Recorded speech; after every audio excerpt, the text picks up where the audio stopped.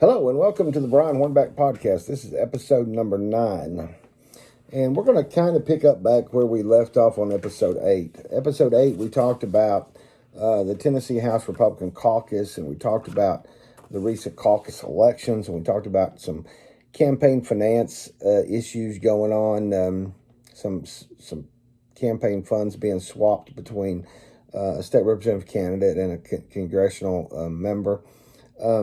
But today we're going to talk about kind of as we propel and as we begin toward the legislature starting in January, we're gonna talk some more about some legislative stuff. But again, this is Brian HORNBACK podcast, episode number 9. And those of you that see us on the web, that's at brianhornback.com, 16-year news type website. Those of you that are catching us on any of our podcast streams like Apple or Anchor FM or Spotify or Radio Public or Pocket Cast or Google Podcast or Breaker or wherever you're getting this, or even right here on YouTube. Certainly do appreciate you watching and listening, and would recommend anywhere that you can that you give us a like, you give us a rating, give us a subscription, hit that subscribe button on YouTube. We would appreciate that. But let's get right into it. The legislature will reconvene in January for a new legislative session. And let's talk about a couple of former House members. Bill Dunn represented House District 16 right here out of Knoxville, where the Brian HORNBACK podcast at brianhornback.com is situated.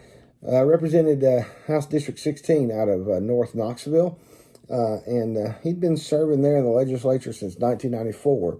Has been Speaker Pro Tem, and has been a strong advocate for vouchers and for those individuals that are in low performing schools to be able to take a voucher and go to a better performing school, even a private school. So he's not been a fan, or he's not the individuals who support public education, particularly school board members, teachers, those involved in public education have not been a big fan of Bill Dunn. So Governor Lee has recently announced that Bill Dunn is going to have a position in the State Department of Education with Commissioner Penny Schwinn. I mean, it's a salary that pays in excess of $90,000 a year as a consultant or as an advisor to the Department of Education. So obviously that announcement by Governor Lee, who supported the ESA bill last year, the controversial voucher bill that passed with some controversy, with State Representative Jason Zachary having cast the deciding vote, which is part of what's been controversial about that particular bill. That particular that bill has now, I think, has been to 2 different courts, and the judicial review on those have been that it doesn't stand constitutional muster. I believe the state attorney general is still continuing to appeal that decision and go forward. So I'd love to hear from those of you that listen to the Brian HORNBACK podcast, your thoughts on State Representative Bill Dunn now being a close advisor or an employee of the Tennessee Department of Education. Additionally, Representative John DeBerry from over in the Memphis area, over in West Tennessee, been there for a number of years. From what I understand, is well respected among current and former members of the Republican Party that are in the state house, and he got kicked out of the Democrat Party. The Democrats kicked him off their ballot this last election, and he ran as an independent and was actually defeated by the Democrat nominee, Tory Harris.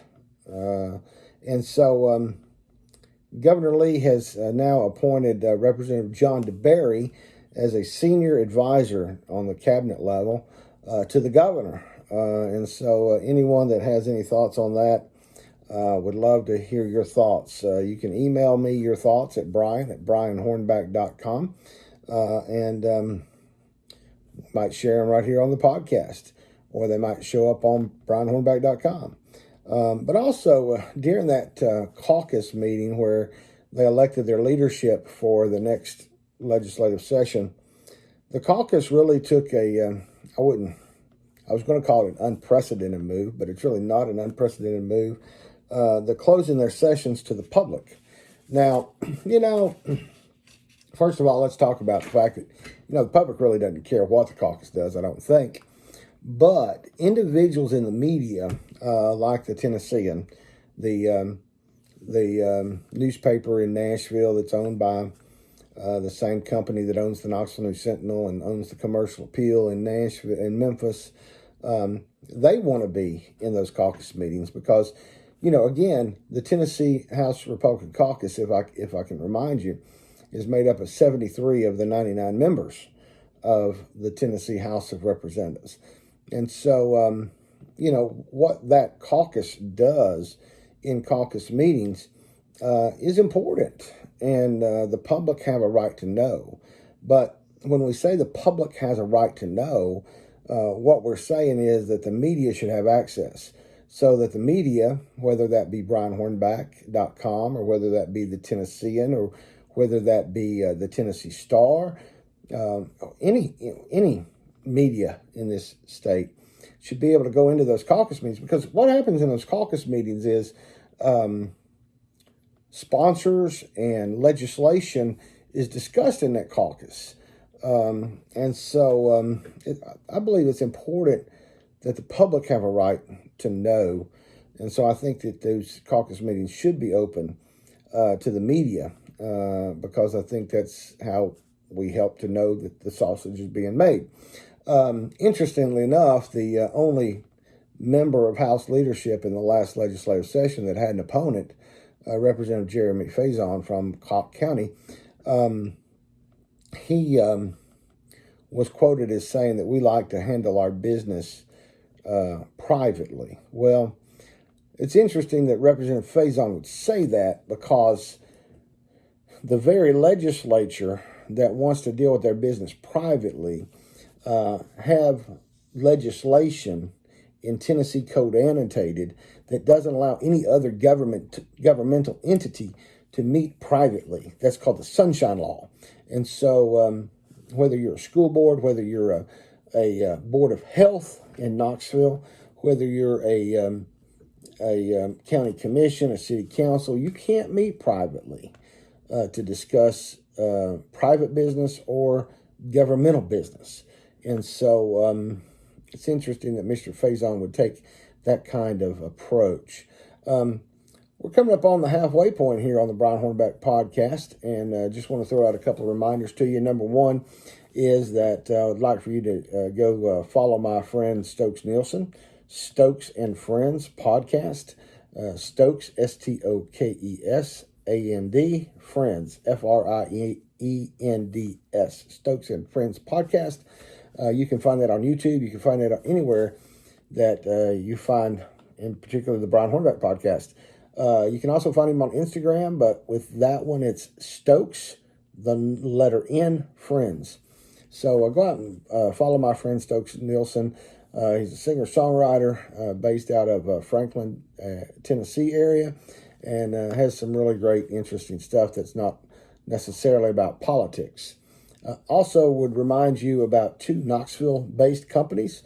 One is Just Homes Group, located right here in Knoxville. If you're looking to relocate to the Knoxville area, if you're looking to get out of the Knoxville area, if because of the presidential election, you've decided that you're going to get out of the country and you need to sell your place, call Julia Hurley at the Just Homes Group here in Knoxville, Tennessee. And I'm looking for my cheat card, and I don't have my cheat card in front of me.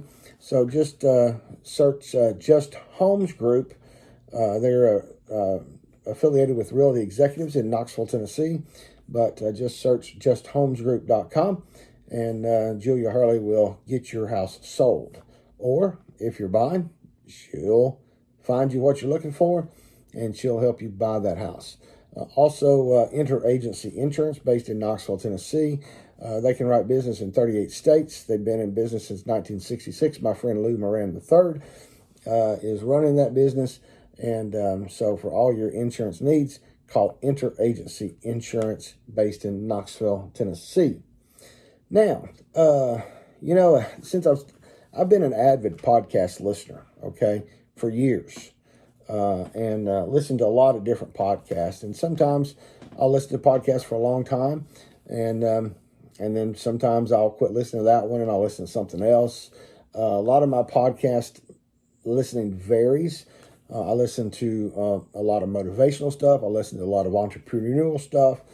I listen to some political stuff. And so I listen to a lot of different podcasts. But I was listening to somebody I've just recently started following probably in the last month, Chad Prather out of Texas. And Chad Prather, that's C-H-A-D, and Prather is P-R-A-T-H-E-R. Try to find him there anywhere you can find podcasts. He's connected to the Blaze TV folks. But the Chad Prather show, and I was listening to one of his podcasts this week, actually since episode 8, and he made an interesting comment that I really wish the politicians in Tennessee, and in East Tennessee in particular, would listen to here on the Brian HORNBACK podcast. So I'm just letting you know that I'm reusing Chad Prather's material. But he made an interesting comment about elected officials and the fact that elected officials really should do their job as an elected official and quit trying to be a celebrity. Let me repeat that. Politicians should do their job and quit trying to be a celebrity. So, whether that celebrity is somebody trying to be a Twitter star, somebody trying to be a YouTube star, it's just real interesting. And I'm not going to name names. I could, but the problem we have is we have individuals at the state and federal level, and particularly folks on the local level. And what's interesting is the one person who was a celebrity that became an elected official, and I'll name this person, and that's our Knox County Mayor, Glenn Jacobs. He was a celebrity. He, and this is my frustration with the media in Knoxville, Tennessee. He was a celebrity because he played a fictional character with the World Wrestling,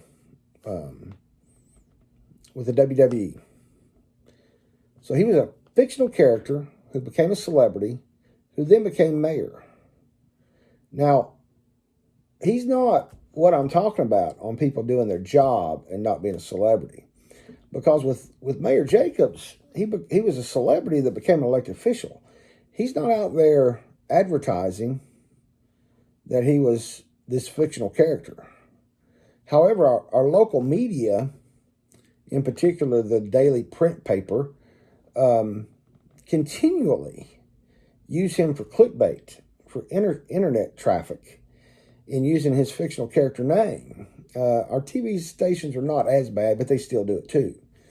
But there's a couple of state house members and at least one member of Congress that really wear out the social media. And, it's, do your job, guys. The House Republican Caucus only raised $27,000 from January until September of 2020, when you had, among conservatives, one of the most popular guys that was president. You could have raised money for the caucus. You definitely could have raised more than $30,000, and you didn't even do that. but you're out there posting stuff on Twitter trying to be either a celebrity, the next Twitter star, or every time there's a college or a pro football game, basketball game, you're commenting as if you're the coach. If you want to be the athletic director of a sports team, then go be the athletic director of a sports team. If you want to be the next YouTube sensation, then spend your time being the YouTube sensation. But don't try to do the job of being a public servant trying to change policy when really what you want to be is a celebrity. Anyway, I've gone almost a minute over my self-anointed time of 15 minutes, and we're just went over 16. So with that, we'll conclude episode 9. Again, I'll encourage you to go check out brianhornback.com. Appreciate you listening to this podcast. If you're on YouTube, ask you to like, share, and subscribe. If you're on any of the podcast streams, do whatever you can do to like us, to share it. Let your friends know. Brian Hornback Podcast and brianhornback.com. And let me know what you think. Y'all have a great time until we're back on episode 10.